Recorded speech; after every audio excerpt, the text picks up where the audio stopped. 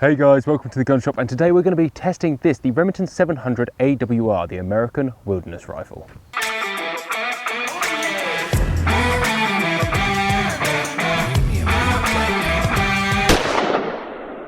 Starting at the back, we have a Pachmayr Decelerator pad. The fitting on this actually is not bad, it fits nicely, but they didn't polish it up. In reality, this rifle is designed to lead a hard life, so I guess putting a highly polished bit of plastic between the pad and the stock really didn't make that much difference to them.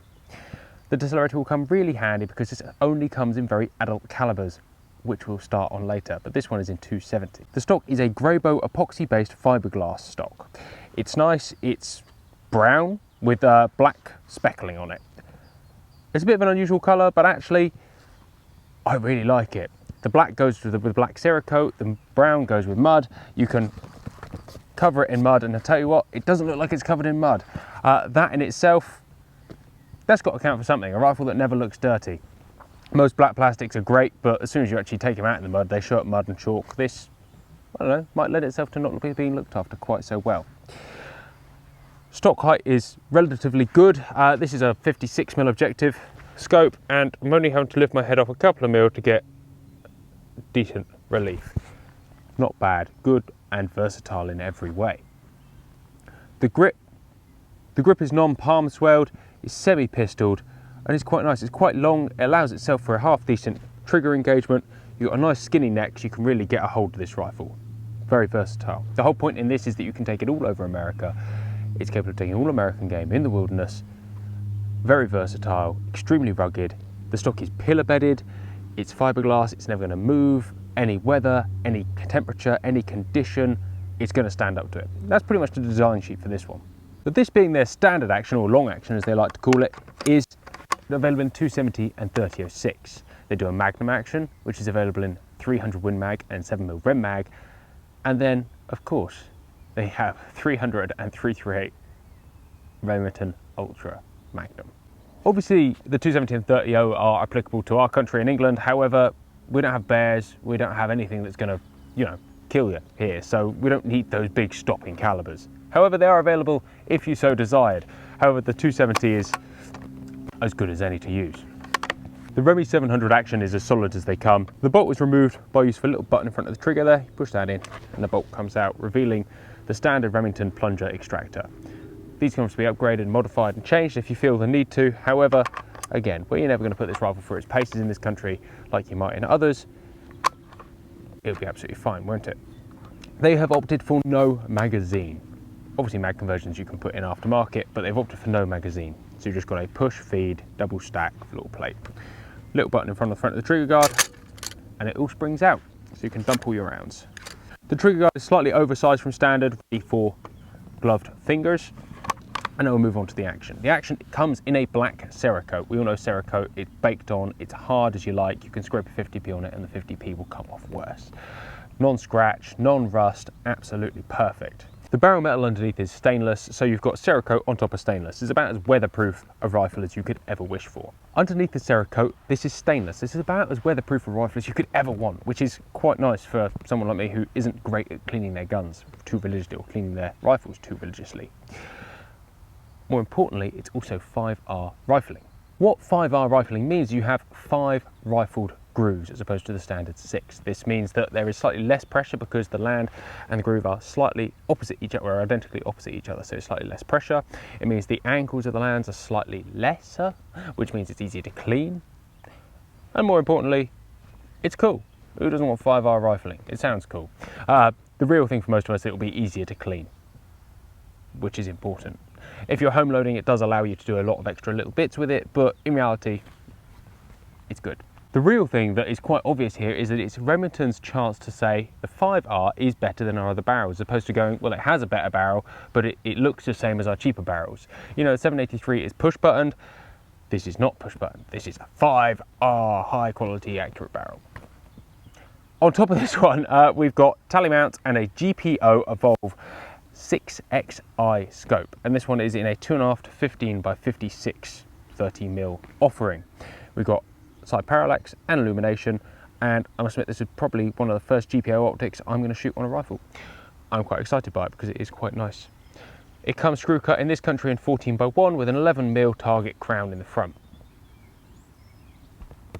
Sounds good, right? Let's stick a moderator on it and shoot it. So we've put an Evolve moderator on the front there and we'll see how it measures up. These Barnes Vortex I've started using in my own rifle recently and I am absolutely amazed by their performance.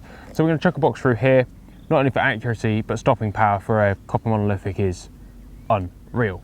Plus they're quite pretty with that blue ballistic tip, I think. Right, so we're going to start with 3 rounds. See where it shoots.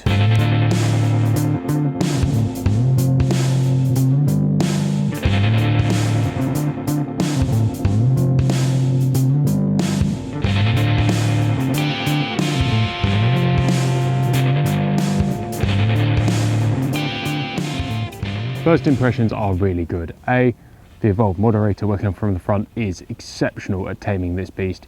The scope is clear as you like. I mean, it's a clear day at 70 yards, so we're not really asking too much of it. The trigger is about the only thing I don't like. It's a little bit heavy, but Remington triggers generally need work. Where this isn't my rifle, I think it probably would be frowned upon if I was to do a trigger job on it. The stock, the feel, the recoil, all in line. It doesn't feel like I'm shooting a 270 by any means. And Barnes Vortex ammunition is, as we've said before, really, really soft. There's a lot to be said about this rifle that is nice. That and the fact we've got a 24-inch barrel on there does mean we get a little bit more complete powder burn than I'm used to. It's not so barky and scary.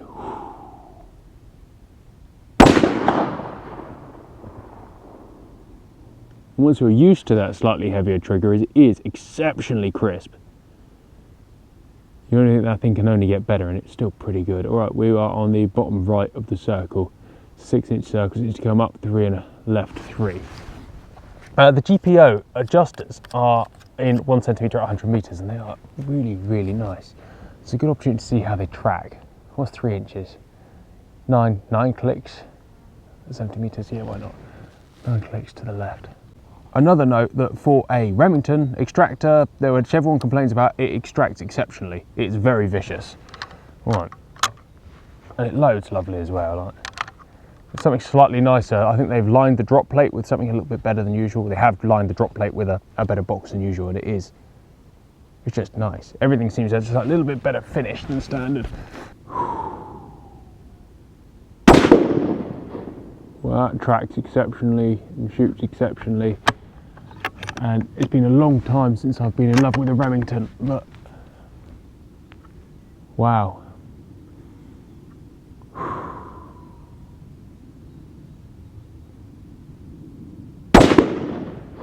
So this rifle retails at $13.79. That pits it against a bottom end Seiko, a top end Laminate Tikka. It pitches it quite nicely in the market actually. I don't want to say anything much yet, and you'll know I love my classic rifles, but there's something really very special about this gun. Alright, so it's not too bad. It's under an inch at 70 yards, which, given that I've shot 4 shots with this rifle, my first group of 2 shots is that, it's not bad. Not to make excuses, but when you shoot a rifle all the time, we all know the saying, right? Beware of the man with one gun. He can usually use it. Well, it's no truer than with a rifle or with a shotgun. With a shotgun, if you use one gun, you know it's fit, you know it's balanced, everything else. With a rifle, if you know it's trigger, you know the scope, you know everything, you will get significantly better with it. If you drive one car around a track, you'll be better than if you get in a jack of all trades, okay? So I'm not making excuses, but I know my grouping ability with new rifles increases the more you shoot them, the more you get used to it. And if I could do that after 2 shots, with that heavy trigger, that rifle's got capabilities. Serious capabilities.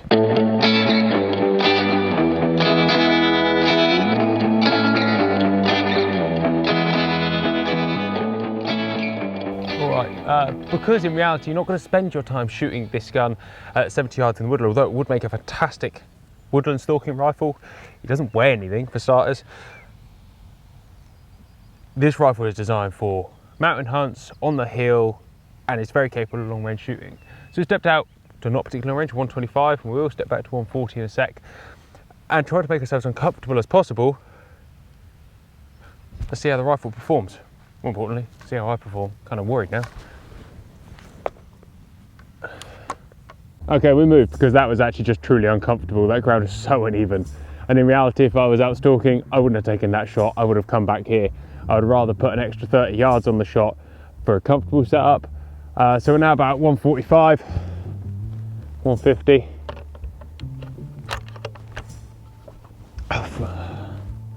Let's shoot the first group with this rifle. The colour coming through this scope is not fantastic, but the depth of field and the clarity really is top notch actually.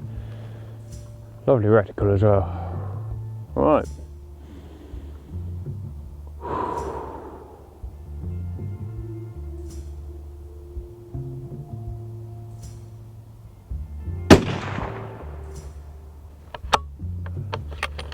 That is genuinely the nicest 270 I've ever shot, and I am a 270 lover through and through. This really is superbly comfortable.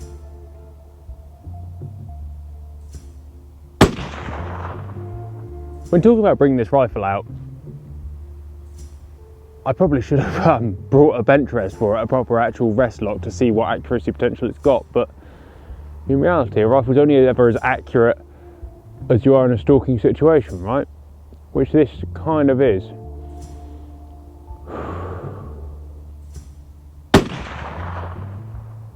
For a sub £1,400 rifle, and I really don't say this lightly, I think in that 12 to 1600 quid mark, this is probably one of the nicest rifles I've shot. In fact, I'd even put this up against rifles at 2 grand. And that's for the 3 reasons I have for that actually. Firstly, it shoots like a 243 or a 308 or a 6555, but it's a 270. You know, that's quite a kicky caliber. In fact, it's got a reputation for being an extremely kicky caliber. Secondly, it fits in the hand lovely. You know, you've got a nice radius on the forend, you've got a nice radius on the grip. You'd happily freehand it at 50 yards, which you might do just now. It is a very versatile rifle that isn't just another black boring gun. Of course there's downsides, but these can all be changed, but they can't. Well, the first downside is that bolt throw is extremely long, but you know what? It adds a small amount of time onto your reload.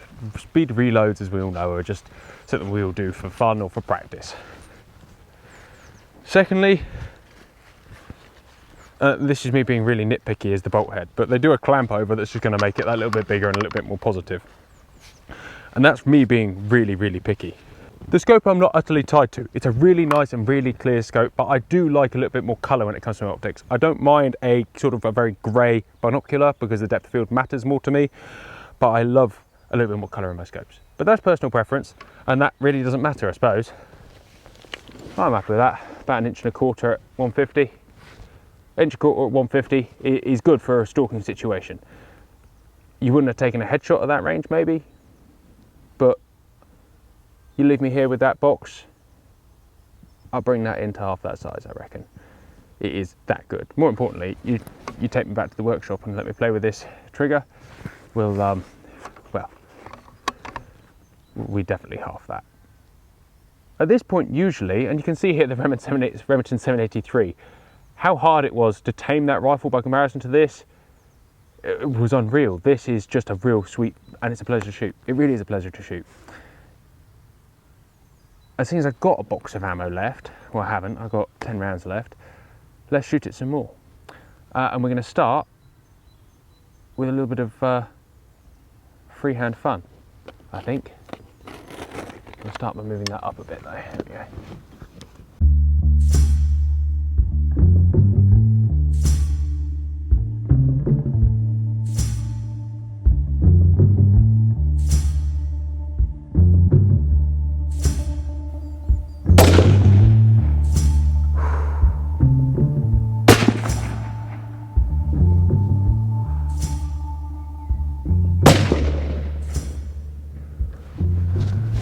Alright, that one was actually probably the most uncomfortable position of the lot, and that was, but you got to try these things. You got to try these things. Not every stalking position in the world plays out, right?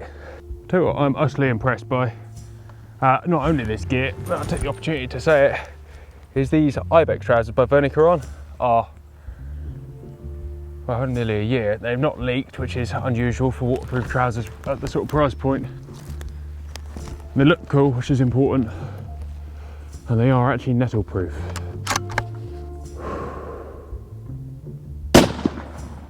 So I'm going to take the mod off. I've tried this rifle for nearly a box. I've only got a couple of shots left. It doesn't kick, which for a 270 is unreal. I don't know how much that I can place in this moderator. So I suppose the only thing is take it off, shoot a couple of shots and see if there's a lot of pain involved. We're going to look at the target, but genuinely speaking, it's been a very accurate rifle, given that we've shot it in a multitude of positions and tried it out and actually done, I mean, we all spend time shooting prone at the range, but I've always thought in terms of testing a rifle and testing yourself, you're better off taking a shot, moving, taking a shot, moving, because how often does a deer stand there and let you shoot it 3 times and see how good your grouping was? But hey, let's hope this doesn't hurt.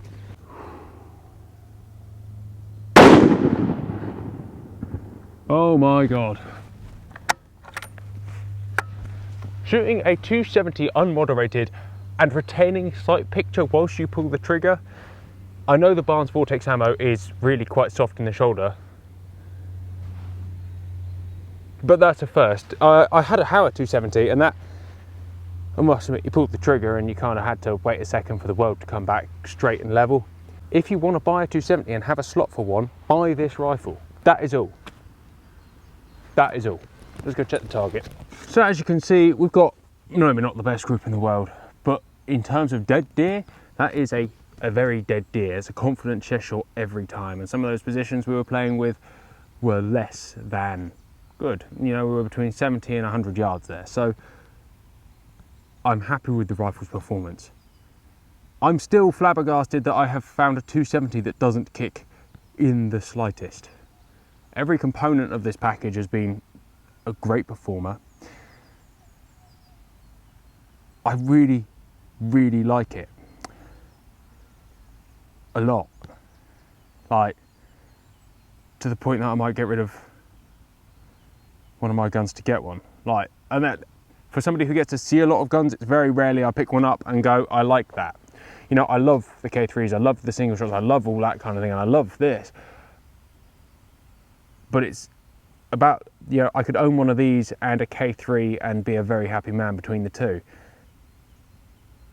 But I put this down in terms of practicality. If I was to own one rifle to do everything I need, yeah, 270 is a bit of overkill for Muntjac, but you don't get deader than dead. Guys, thank you very much for watching. Take care, goodbye. We'll see you next time. Just wow. I never thought I'd be wowed by a Remington, but wow.